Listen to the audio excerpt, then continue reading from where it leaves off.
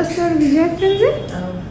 عايزه رسم تاني متحف والوان نوت، وتكونش بس الرسمه مفتوحه كده بس كده. هي ماسكه في الشغل ان شاء الله، عايزه كل الوش.